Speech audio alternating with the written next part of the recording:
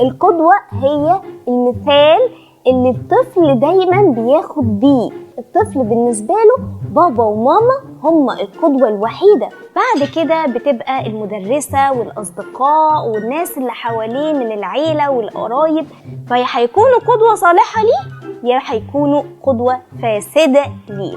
أنا معاكم ميس مرام في مشكلة كبيرة وحل بسيط. هكلمكم عن القدوة.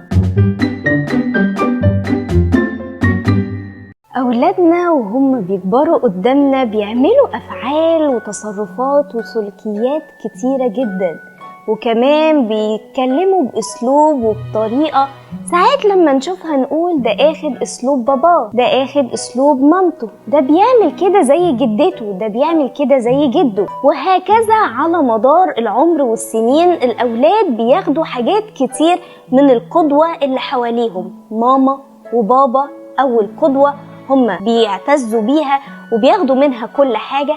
بعد كده بتبقى المدرسة والأصدقاء والناس اللي حواليه من العيلة والقرايب، كل دول الطفل بياخد منهم حاجات كتير، فيا هيكونوا قدوة صالحة ليه يا هيكونوا قدوة فاسدة ليه.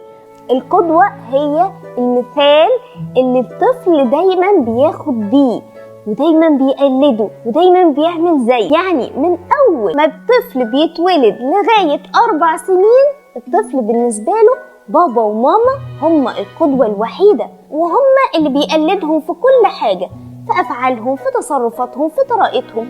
يعني أنا لو عايزة ابني يبقى مرتب، وعايزة ابني يبقى بيغسل سنانه، عايزة ابني يبقى نظيف، يبقى كريم، يبقى بيزكي، يبقى بيصلي، كل الحاجات دي أنا لو عايزة ابني يعملها أعملها قدامه وبطريقة غير مباشرة خالص، هو كمان هيعملها علشان أنا قدوته الوحيدة.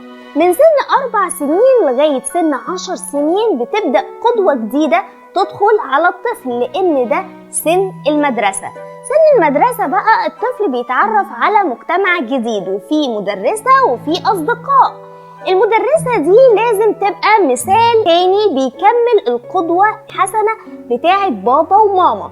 يعني ما ينفعش ان المدرسة تبقى بتنفي القدوة اللي بابا وماما معلمينها للطفل. كمان عندنا الصحاب هم كمان ممكن يكونوا قدوة للطفل، يعني ممكن يكونوا بيعملوا سلوك ويعمل زيهم، فكل الحاجات دي بتبقى مستجدات على خبرة الطفل من سن 10 سنين لغاية سن المراهقة اللي هو 18 سنة. يعني مثلا بابا أو المستر بتاعي في المدرسة لو أنا طول الوقت شايفهم إن هما بيشربوا سجاير قدامي وفي كل مكان، هل أنا كطفل في المرحلة دي مش عايز أبقى زيهم؟ لأن هما بالنسبة لي قدوة. يجي مثلا في يوم من الأيام وفي وقت من الأوقات بابا يشوف ابنه واقف مع صحابه بيشرب سجاير، هاتك يا ضرب وهاتك يا زعيق، وإزاي تعمل كده؟ أبسط كلمة ابنه ممكن يقولها له، ما أنا بعمل زيك يا بابا، صح؟ مش ممكن نمر بالحاجات دي، ده أكيد كلنا بنمر بيها. طيب يبقى أنا هنا لازم يستوقفني حاجة، إن أنا لو عايز ابني يعمل فعل كويس ويعمل سلوك كويس لازم أبدأ أنا من نفسي، حتى لو ما كنتش أحسن حاجة لازم أنا أعمله قدامه. دلوقتي إحنا قلنا المشكلة، هنقول الحل البسيط بتاعها.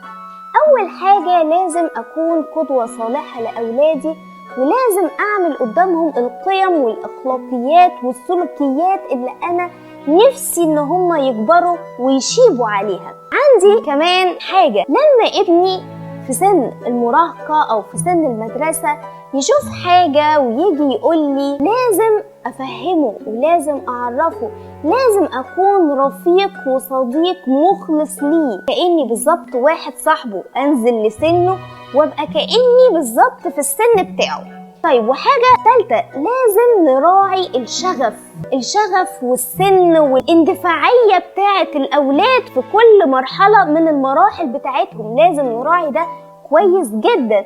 ما ينفعش نحبطهم، ما ينفعش نصدهم، ما ينفعش نقول لهم انتوا لسه عيال، انتوا لسه ما تفهموش حاجة، انتوا لسه ما تعرفوش حاجة. كل الحاجات دي غلط، لازم ننزل لمستوى عقولهم شوية ونبقى أصدقاء ليهم. كمان الأطفال والأولاد في السن ده بيبقوا دايما بيدوروا على الحاجة اللي تخليهم مميزين. دايما أخلي تميزه عن غيره في إن هو مثلا يروح الجيم، يلعب رياضة. الأدب والأخلاق ومحبة الغير ليه دي لوحدها هتبقى ميزة هتميزه عن كل اللي حواليه. كمان لما أجي أنصحه أستبعد تماما لغة الأمر، ما ينفعش أبدا إن أنا أأمره. دايما أقول له إيه رأيك لو عملنا كذا؟ عارف هتبقى حلوة قوي، عارف لو عملت كده كل اللي حواليك هيحبوك. لازم أديله اختيارات في النصيحة بدون الأمر علشان ما يعاندش معايا. كنت معاكم ميس مرام في مشكلة كبيرة وحل بسيط. أتمنى إن انتوا تتابعونا على صفحتنا على الفيسبوك ميس مرام أسامة، وعلى اليوتيوب عاطف وعواطف مع ميس مرام، والإنستجرام مرام أسامة.